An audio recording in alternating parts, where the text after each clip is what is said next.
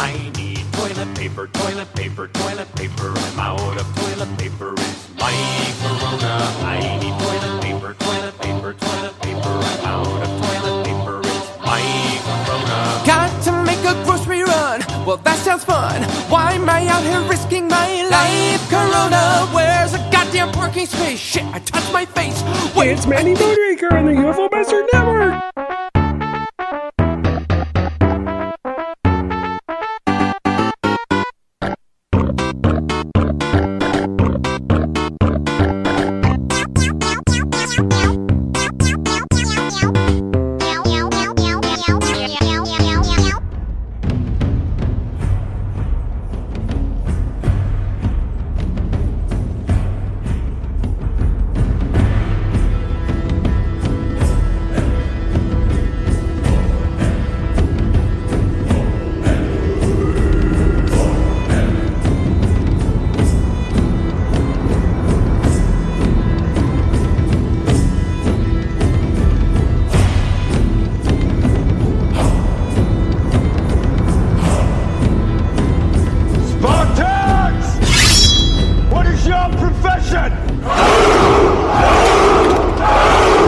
This is Sparta! Fatality.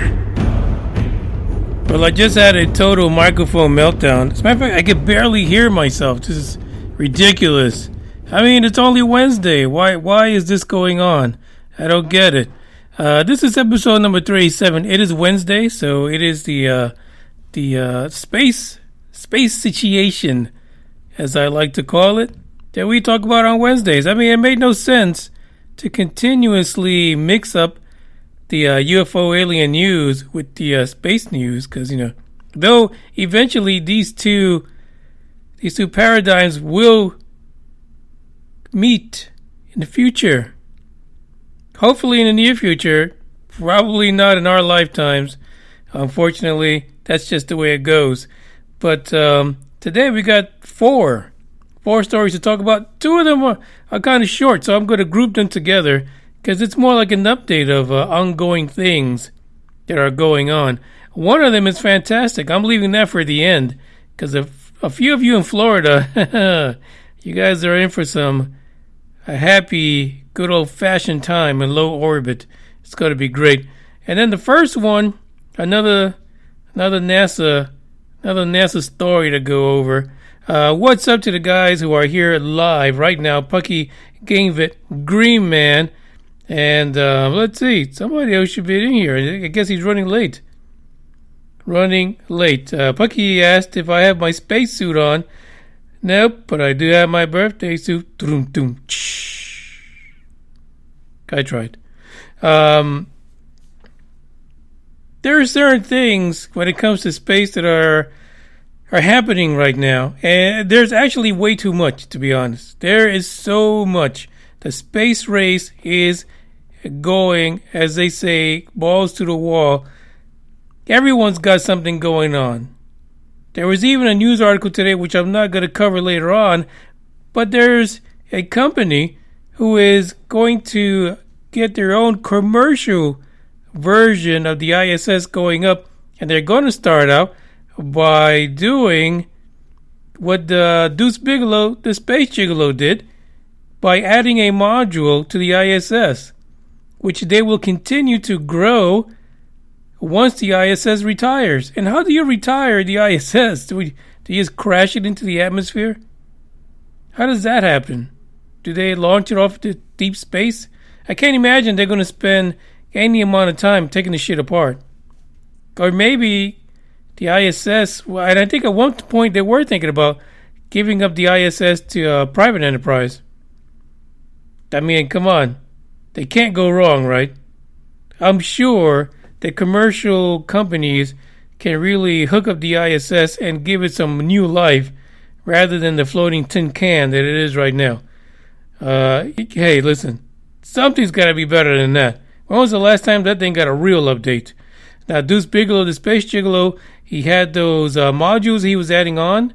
He's a hotel billionaire, but these were expandable, inflatable modules that could be used as housing for astronauts. I don't know whatever happened to that because I don't think they ever put one on. But we'll find out. He probably just went too far left. And then he went too far right with trying to track down aliens. And maybe that's why it's not up there. But that's what we're going to talk about today. Tomorrow, already confirmed, our director will be here for the Freak Out, 10 p.m. Central. And as a matter of fact, they sent a few tracks from the movie. And I believe this is the Elvis impersonator who recorded these songs. So you guys are in for a treat tomorrow. If you love aliens, fantastic. You'll love it. But if you love aliens and you love Elvis, oh shit. It's going to be one hell of an episode for you. I guarantee it. That's all I'm saying.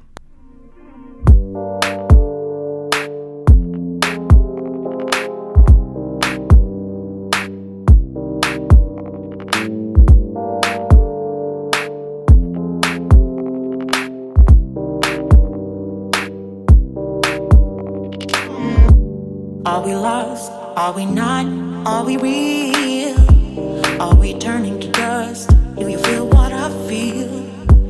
Have we changed so damn much? Can we heal? You're not saying a word. There's a one brief.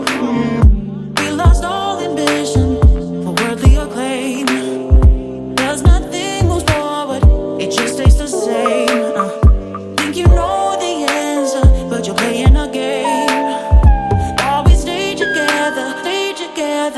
Together. I've been thinking about you. If you think about me, are we thinking this through? If we not meant to be and you're doubting in me, tell me what shall we do? Didn't think you'd leave without a trace. Go find some courage and just say it to my face. Say it to my face. Say it to my face.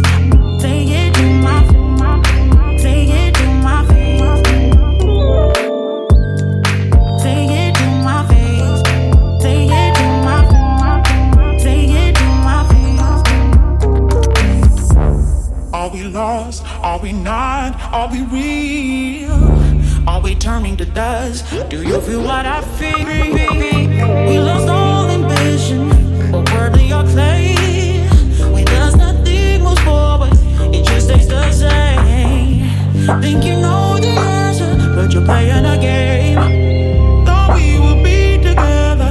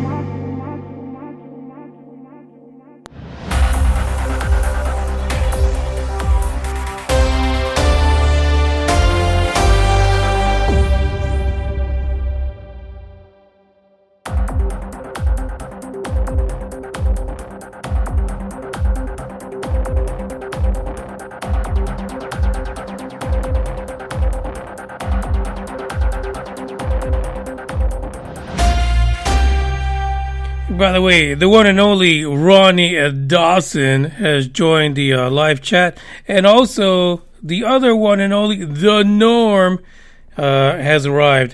Ladies and gentlemen, It's time to talk about space. This is our twofers. We got two short news updates to talk about. The first one, South Texas, Boca Chica.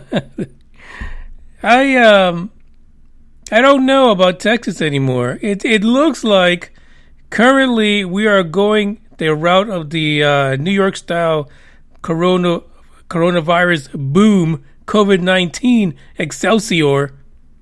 Yeah, crazy thing. Right before I got on here, reports out of Houston, the hospitals are full now, and due to this coronavirus. Shit, I thought this thing was over already, right? The way people are going out, maskless. Come on. Y'all know what the bird flu was like in Asia. Stop fucking around. Boca Chica, boom. SpaceX again pops. SN7, the tank got ruptured in a pressure test. Now you're saying to yourself, just like me, when I saw this, I said, SN7?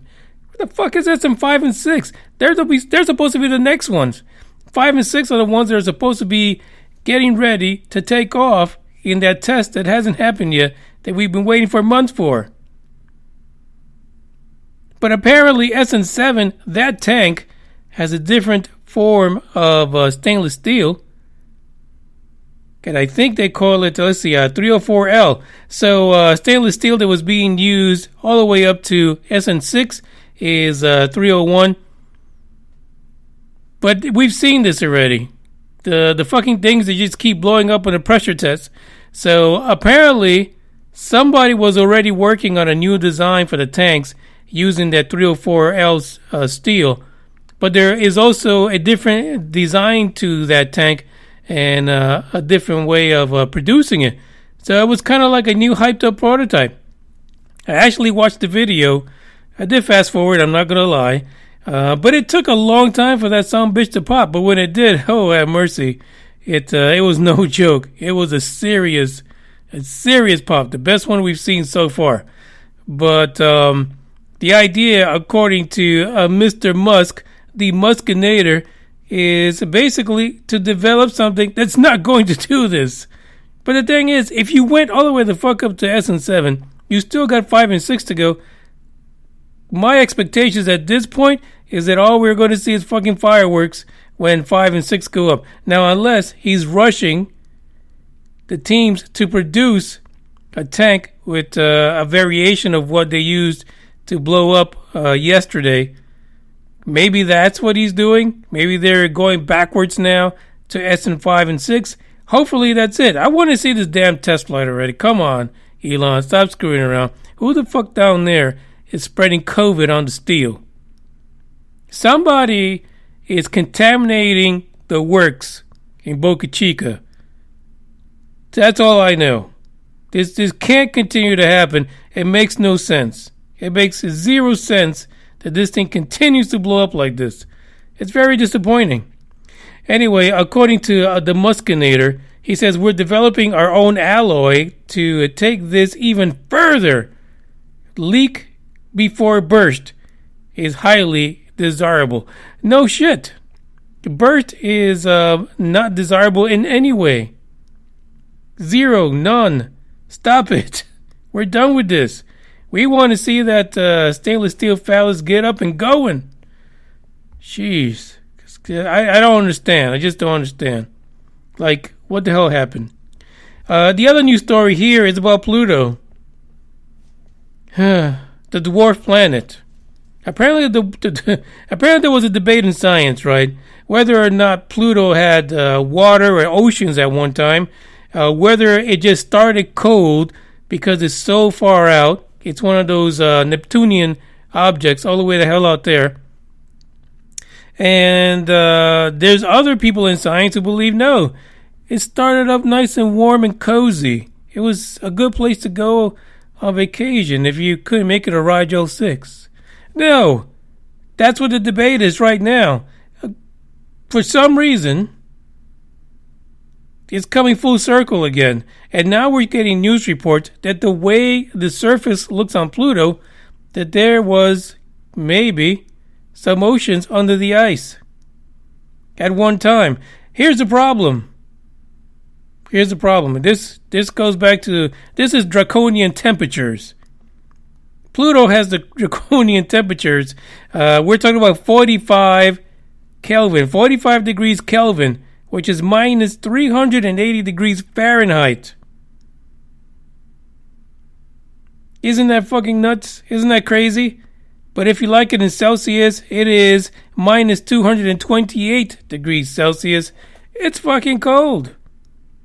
Really, really freaking cold. But they're saying that these features that are on Pluto, these existential features on the surface, only happen when water expands as it freezes. So now basically every fucking planet we come across has water now. There was a time, maybe 15, 20 years ago, where you couldn't get a scientist to even say H2O is on another planet somewhere. Because then that leads into the conversation of life being another planet in our solar system, and that was not acceptable. That was a pipe dream. That was a wet dream for many of you. But this might turn around, right? It feels like the more we continue to chew the fat on Pluto and all these other moons that are in our solar system, it is very possible that the recipe for life is again not the way we see it, not the way it happened on Earth. It's happening in different variations, in different climates, different conditions. We'll see what happens. Pluto is too goddamn far for anyone to examine that anymore. I mean, because there's nothing going over there. Not a fucking single thing. Not that I know of. But hopefully, you know what? It's cold as fuck. I get it. Can't we get something out there just to skate around? I mean, it's a lot of ice out there. Get something on skates. Get out there and let's do this. Tracks like a tank. I don't know. Why is it that we think about this and nobody else does? There is a quote here from, let's see, who is it? Somebody named Byerson, who wrote a recent study regarding Pluto and the fact that there's like this whole water thing. The study, actually, his name is Carver Byerson. He's a planetary scientist at the University of California, Santa Cruz. He says he finds it amazing that by looking at the geology recorded in the surface, we can infer Pluto had a rapid and violent formation that warmed the interior enough to form subsurface water ocean. What I like at the end of this is what really I feel makes the most sense out of anything, in that he says at this point we don't know the ingredients or recipe needed for life to emerge on any world. No shit, Sherlock. We think liquid is an important ingredient, and this work suggests Pluto has had that for a long time. So, for some reason, out of the blue, because the study, as the way it's reported here, has nothing to do with life on another planet, but Byerson threw it in. Par for the course, right? Because when you talk about water, you talk about some of the ingredients for life as it is on our planet. It doesn't mean that every other fucking planet out there, life starts the same way. For all we know, life could start in an environment that's completely toxic to us, and we wouldn't even be able to survive there if we ever made it to wherever that is. It is very possible that life is going to, or has begun, in environments that we cannot sustain, that we cannot be a part of. But there could be life there nonetheless. So Byerson, hey, open mind, kudos to you. At least you were part of a report that made some kind of sense. And Elon, for the love of Pete, get that phallus up and away. Come on. We're tired of waiting. This is getting really sad.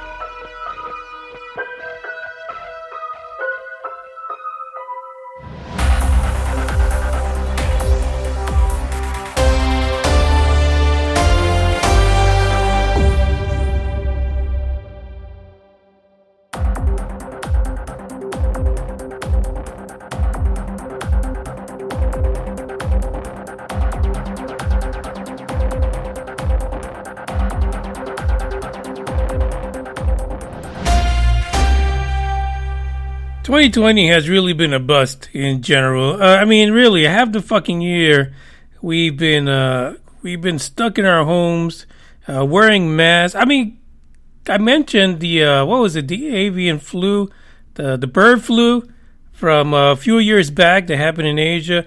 And I remember sitting on TV, was like, look at them, they're wearing a mask everywhere they go. Look at me now. Look at you guys. Yeah, isn't that fucked up? See how shit comes around full circle. That is just crazy. This is the world we live in. Wuhan, thank you very much. Get the fuck out of here with this.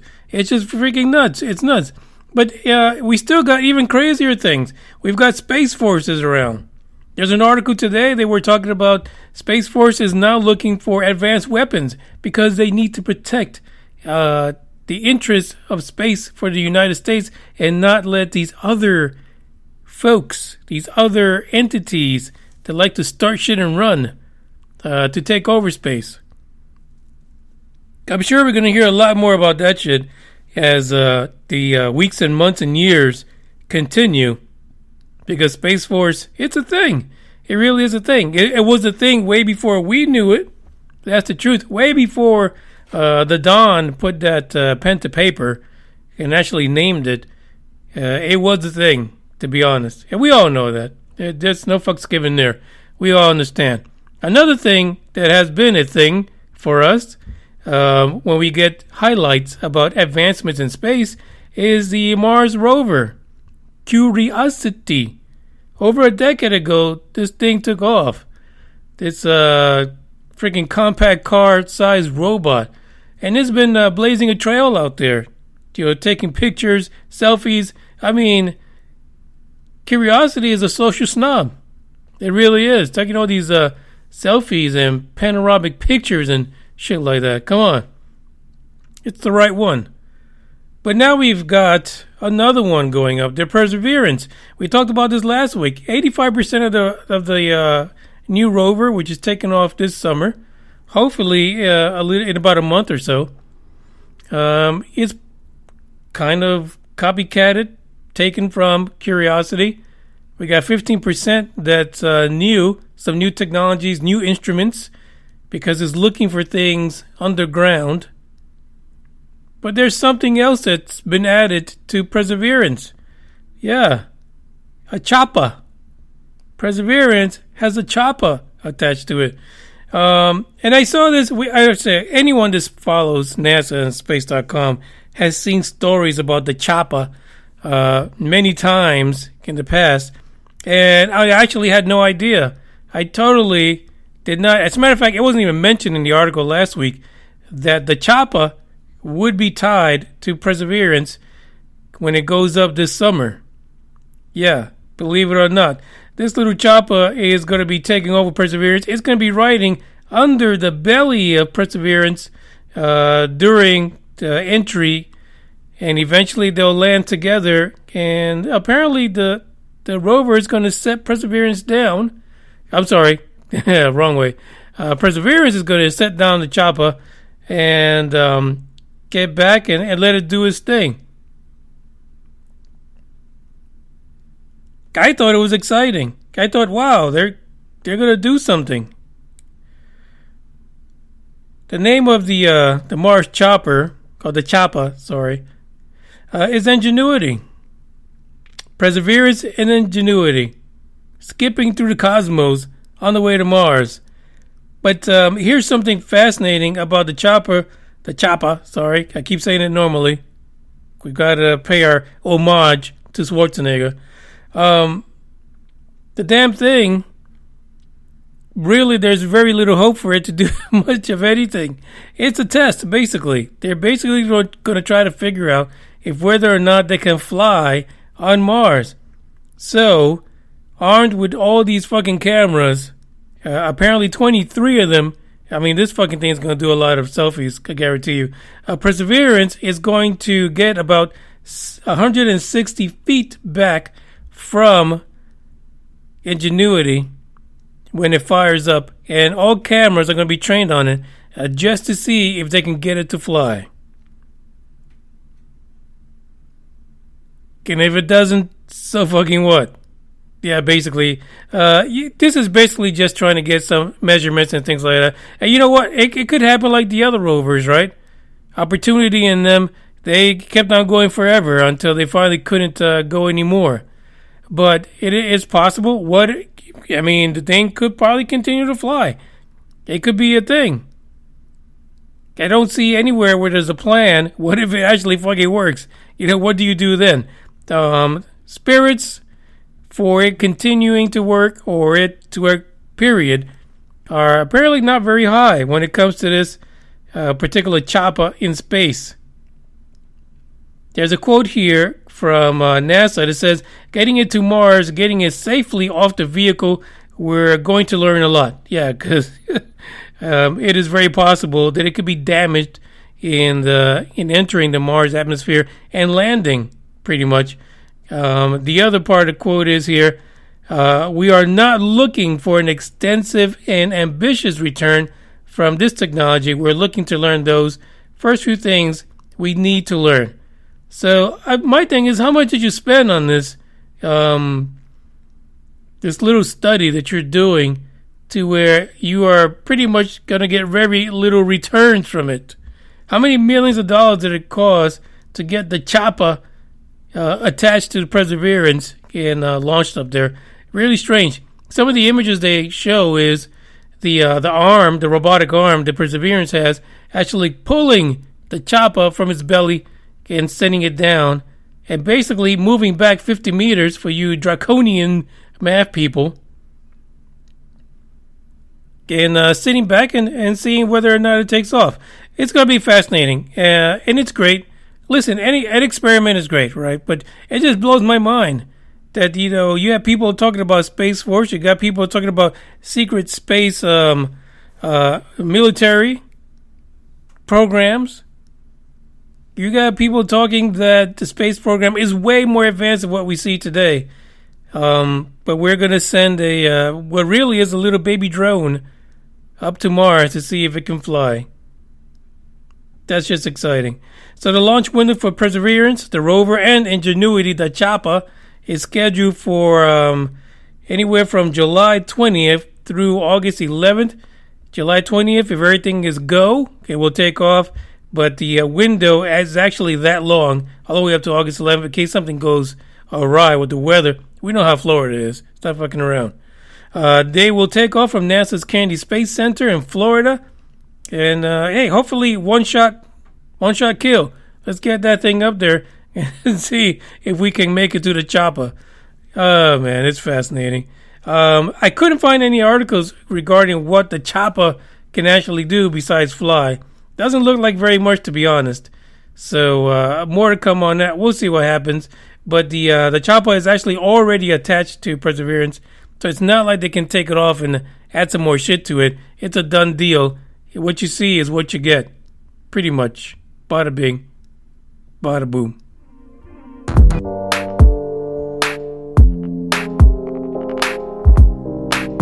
Whoa! I already played that one. That's crazy. This one actually goes out to the norm.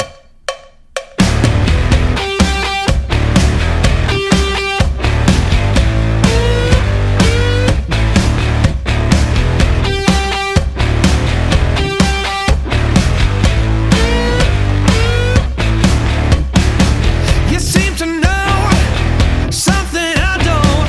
What's going on? Can you tell me what it is, please? I'm not that slow like you think. Strange vibrations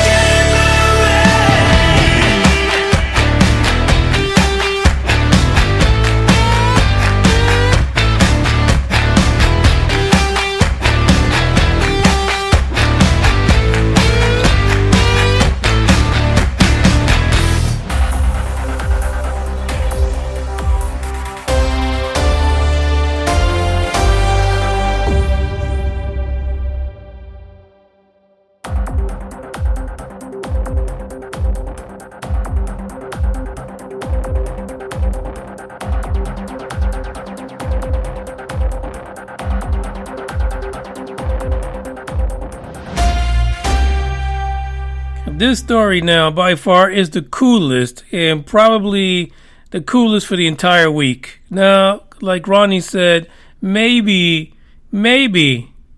Perseverance and Ingenuity, the Choppa, might be able to find Corey Good's limbs out there. Maybe Ingenuity can solve some things for Pareidolia Pete while it's up there. But no, none of that is cool.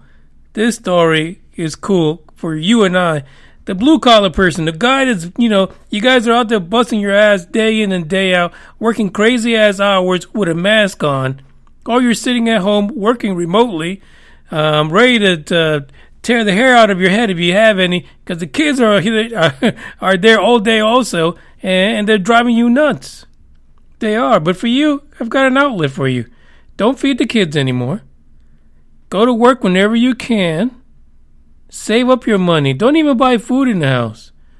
Because in Florida, there is a startup that plans to use balloons. Here goes the fucking balloons again. To ride to the edge of space. Not just for fuck's sake, for you and I. To be able to take that ride up to the edge of space and see that blue planet that you sit on and shit on and fart on every day, but seeing it from way up there. It is a crazy thing. It's a crazy idea, but it looks like this startup that's known as Space Perspective is going to do it.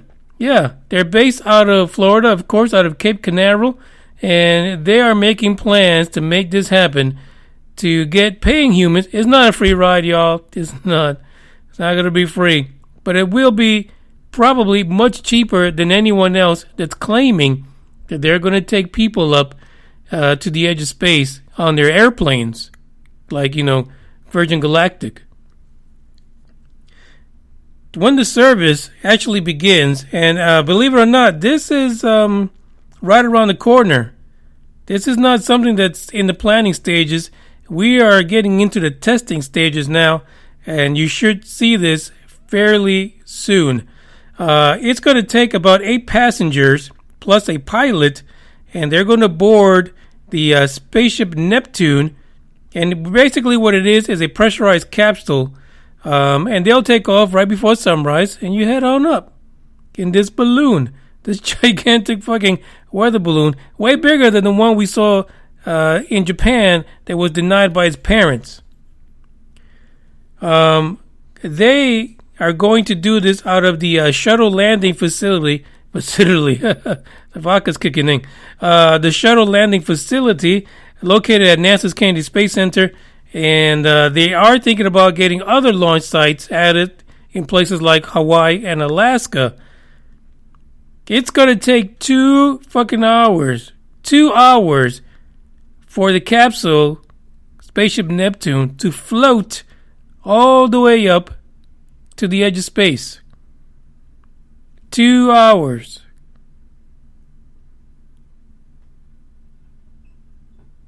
The balloon itself, it's about the length of a football stadium.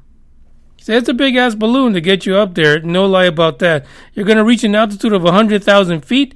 Draconian math, 30,480 meters. And it'll be 99% above the Earth's atmosphere. So you will be able to see the curvature of the planet. You flat earthers who've got some money laying around because you are afraid of life. You're afraid of falling off the turtle, going over the edge. So you hoard up all your money. Guess what? You're going to have this money.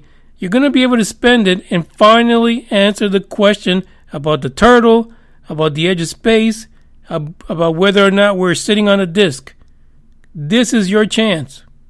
Every single flat earther should line up now in Florida and camp out until this thing finally takes off. Put your money where your mouth is. Forget about it. Forget about your theories. Here's your opportunity to see it firsthand. 100,000 feet up in the air. You will be able to figure that shit out. Guaranteed. It says that basically once you're up there for a couple hours, you chill out, you look around, you do your thing. then the capsule and the balloon will start to descend, heading down, starting its descent down. It will take 2 hours to get the hell back down, but you don't land in Florida, unfortunately. It's weird because when I was reading this, I'm like, how the fuck they're going to get back to Florida after they're sitting up there for so long? Well, yeah, turns out you don't go back to Florida. You actually end up in the ocean. You end up in the ocean, and there's supposed to be a ship out there ready to scoop you up, you and the other 7 passengers and the pilot, scoop you on up and get you back to shore. This is fantastic. I am stoked about this. This is a really fantastic opportunity for those of us who are squirreling away money, or maybe can sell a killer or a kid or two or a limb or two in order to get on here.